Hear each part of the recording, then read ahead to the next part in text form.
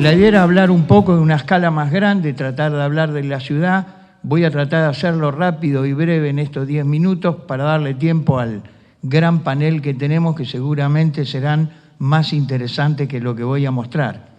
Obviamente lo que quería empezar a hablar era de la pandemia. La pandemia, los problemas de la ciudad o las cosas que había en la ciudad seguían existiendo antes y ahora, pero la pandemia de alguna manera las remarcó y las visibilizó, nos mostró la desigualdad urbana, la estigmatización y fragmentación, las diversas ciudades que existían en el mismo espacio. Aprendimos o vimos en esa pandemia que se generaba una ciudad de miedo y de dependencia. Hubo cierto olvido, cierto darnos cuenta de qué pasaba con el medio ambiente y con el entorno, donde seguimos vertiendo los líquidos a los ríos. Empezamos a pensar de que nuestras infraestructuras tenían que ser más limpias, más eficientes y tener una mejor o salir de esta dependencia de la energía para lograr confort y habitabilidad.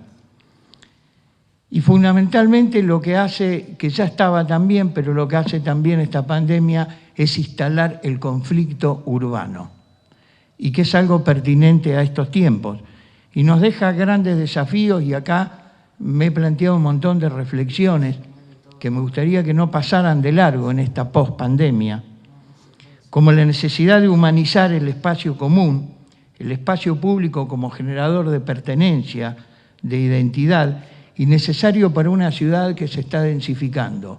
No hay densidad que sobreviva sin un espacio público amable. La valorización también de la calidad espacial urbana, como un valor económico ante una especulación de metros cuadrados que siempre existió, intentar cambiar el concepto que la calidad urbana también es negocio y también es bueno ejecutarla, aunque vaya en contra de metros cuadrados de superficie menos. La planificación urbana, fundamentalmente pensando en la gente, no en el auto, por ejemplo, como eje rector de nuestras ciudades. Estuve hace poquitito viendo un estudio de peatonalización de la ciudad de San Miguel de Tucumán y me asombró mucho el nombre del proyecto. Se llama Pacificación del Microcentro. El nombre en sí era toda una declaración. Obviamente la entendí cuando caminé por las calles, por veredas muy angostas, donde la gente, la verdad, de 1.700.000 habitantes, se jugaba la vida en cada esquina, ¿no?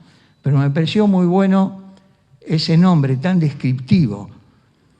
Obviamente también esto nos plantea otros tipos de movilidades urbanas que surgieron en la pandemia, tipo la bicicleta, hasta el monopatín, que vino para quedarse, y obviamente la necesidad de otra diversidad de transportes públicos.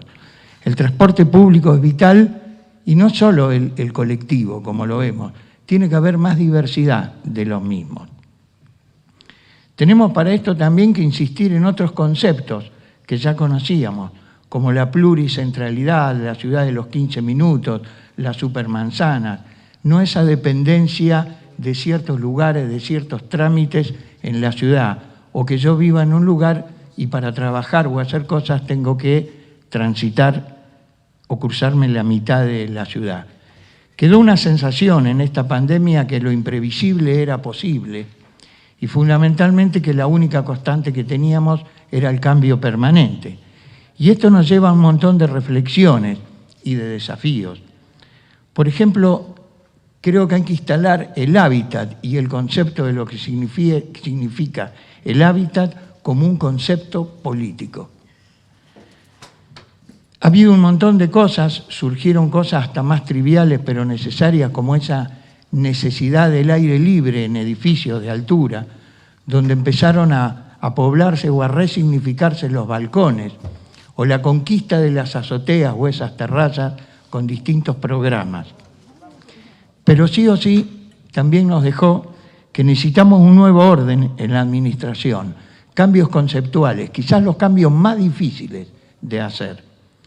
Pero tenemos que lograr en la sociedad estos cambios para poder lograr otros esquemas de gestión territorial y de gestión urbana. nuevos modelos, nuevas alternativas, nos exigen pensar de otra forma. Fíjense que enarbolamos en la sociedad el concepto del cambio permanente, todo el mundo habla de los cambios, pero seguimos utilizando las mismas herramientas y los mismos métodos que siempre. Y eso es un error. También me parecía que hay cosas que hay que poner en crisis y repensar. Por ejemplo, el damero como única solución para construir terma urbana. Obviamente, esto respondía al vehículo, a la circulación vehicular y quizás también a una optimización en llevar los servicios. Pero el damero como única geometría solo responde a eso, al entorno y al territorio no.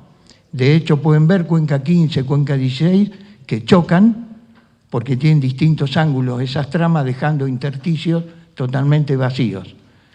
Y es un error y tenemos que repensar en eso. Otra cosa que me había preocupado o ocupado era pensar en el concepto calzada. Calzada como calle y veredas, el mayor espacio público de una ciudad que lo recorre de largo a ancho. Y sin embargo, fíjense que seguimos poniendo bordes en ese espacio público. Bajamos en el cordón, volvemos a subir, bajamos, volvemos a subir. ¿Por qué no hacer el cordón cuneta? ¿Cuál es la existencia de esta pieza urbana? ¿Conducir las aguas? Las podemos conducir con un alcantarillado, con otro tipo de cosas, y que el peatón vuelva a ocupar esos espacios. Aspiro a que de aquí salga el movimiento internacional anticordón cuneta. Cuneta, cordón cuneta, chau. Ahí están los arquitectos Urrea, que va a ser el encargado del movimiento. Otra reflexión que me parecía importante era saber qué hacemos con el 0,0, con el nivel 0,0. En los edificios multifamiliares, sobre todo. El nivel 0,0 es el que divide ese espacio privado del público, pero que a su vez es el que más urbanidad nos da. El que podemos es la oportunidad de diseño, es la oportunidad de tener calidad urbana. Y a veces es también el nivel con más programas cargados, con accesos, con servicios, y es el más difícil de definir. Hasta nuestros códigos son complejos para entenderlos y nadie propone algo de una vuelta a retomar ese nivel que nos unifica absolutamente a todos. El 0,0 como nivel a poner en crisis.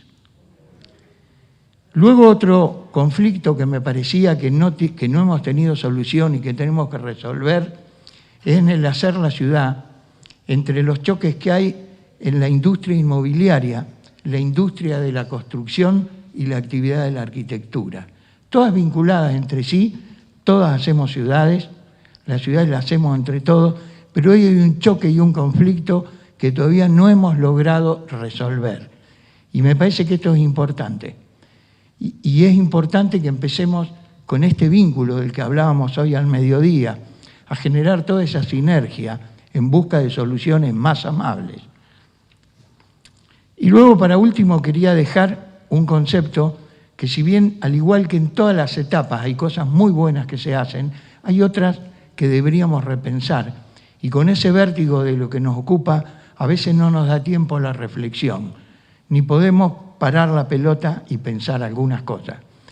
Quería hablar sobre este concepto tan utilizado, tan correctamente político en el discurso de absolutamente todos los funcionarios y de todas las personas, como es la planificación.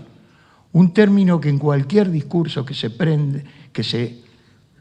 sea contemporáneo hay que decirlo 3 o 4 veces, por lo menos.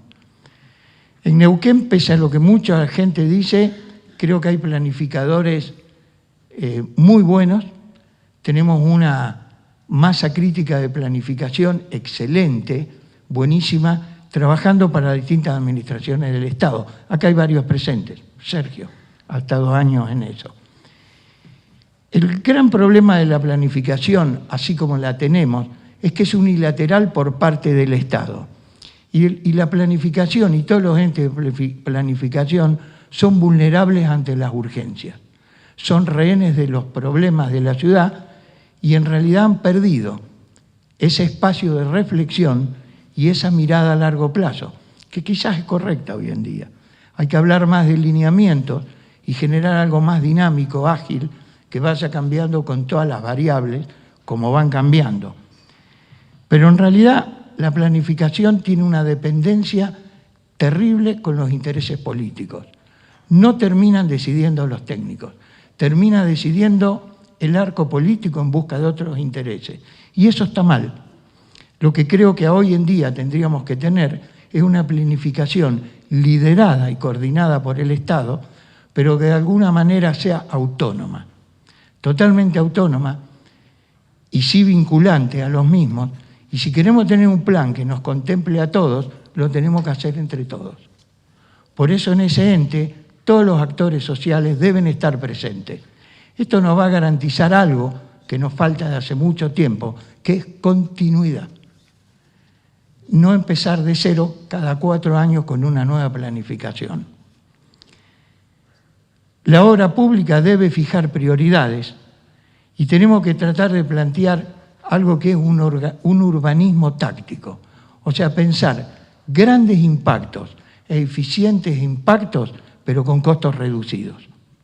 Algunas obras se han hecho así, sobre todo obras públicas, como los 2 trabajos en las costas del río.